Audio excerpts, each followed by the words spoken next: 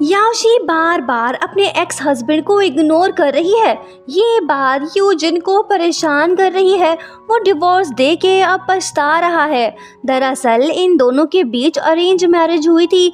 बोले तो दो फैमिलियों के बीच बिजनेस मैरिज। प्यार तो ये दोनों एक दूसरे से करते ही नहीं थे, तभी इनकी लाइफ उथल पुथल है। बहरहाल कहानी की तरफ आते हैं।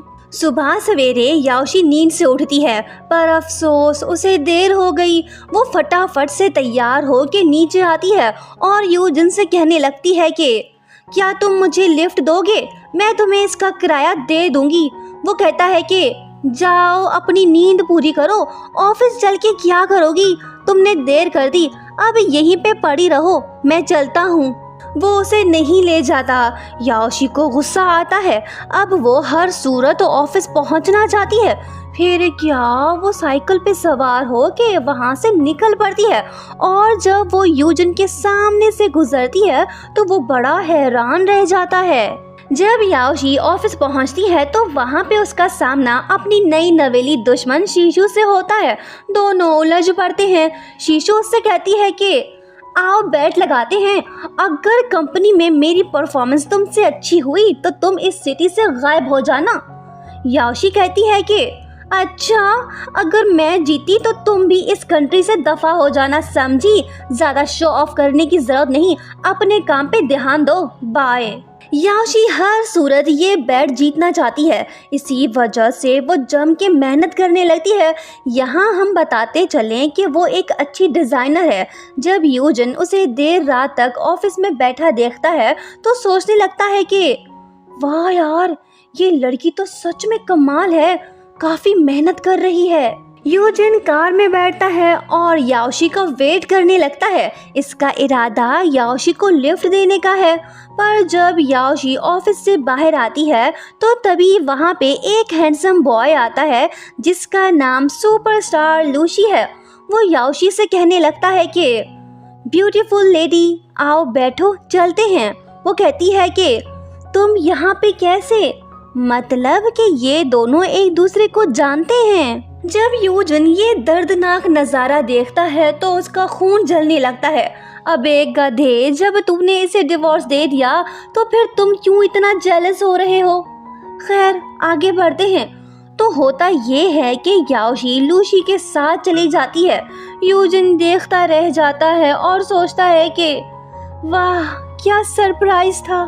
उसके बाद हम देखते हैं कि जब यूजिन की मॉम को डिवोर्स के बारे में पता चलता है तो ये बात जान के वो बहुत खुश होती है और अपने बेटे से कहती है कि तुमने सही किया, वो बदतमीज लड़की इस घर में रहने के लायक नहीं है। उसका सारा सामान पैक कर दिया है, आज के बाद उसकी शक्ल देखने को नहीं मिलेगी। जान छूटी उस मनहूस से। यूजिन को ये बात परेशान करती है कि इतनी रात को याओशी कहाँ पे जाके रहेगी।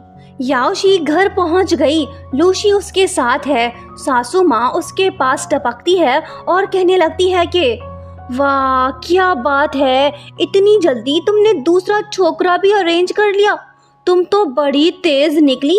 ये रहा तुम्हारा सामान, अब जल्दी से दफा हो जाओ। यूजिन भागते हुए आ पहुंचता है और वो याओशी से कहता है कि प्लीज मत जाओ, पर याओशी उसकी एक नहीं सुनती और वहां से चली आती है। यूजिन दुखी होता है पर वो शांत नहीं बैठता। असिस्टेंट उसे बताता है कि लूशी एक पॉपुलर एक्टर है, हजारों लड़कियां उस पे फिदा हैं। ये बात जान के वो और भी ज्यादा दुखी होता है और सीधा याओशी के पास पहुंचता है और उससे कहता है कि चलो घर चलते हैं। वो कहती है कि अभी कुछ देर पहले तो तुम्हारी मॉम ने मुझे बेइज्जत करके घर से निकाल दिया, मैं वापस नहीं जाने वाली।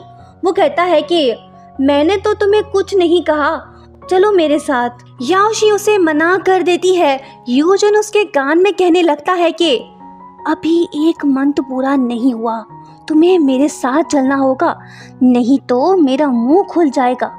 तभी वहाँ पे लूशी आता है। यूजिन उससे कहने लगता है कि अबे अंधे, रात को कौन सनग्लासेस पहन के घूमता है। वो कहता है कि तुमसे जलने की बू आ रही है, तुम मेरे जितने पॉपुलर नहीं हो ना। यूजन मुस्कुराता है और याओशी का हाथ पकड़ के उसे वहाँ से ले जाता है। लेकिन याओशी उसके साथ चलने को तैयार नहीं है, पर यूजन भी जिद्दी बॉय है। वो उसे उठा के कार में फेंकता है। दोनों पहुँचते हैं। यूजन उससे कहता है कि आज से तुम यहाँ पे रहोगी, समझी। याओशी सोचती है कि ये तो वही जगह है जहाँ पे मैंने इसे और शीशु को साथ में देखा था। लो जी, नाम लिया और चुड़ैल आ गई। वो याओशी से पूछती है कि तुम यहाँ पे क्या कर रही हो। याओशी उससे पूछती है कि ये सवाल तो मुझे तुमसे पूछना चाहिए, मैं तो अपने हस्बैंड के घर पे हूँ, तुम यहाँ पे क्यों आई हो।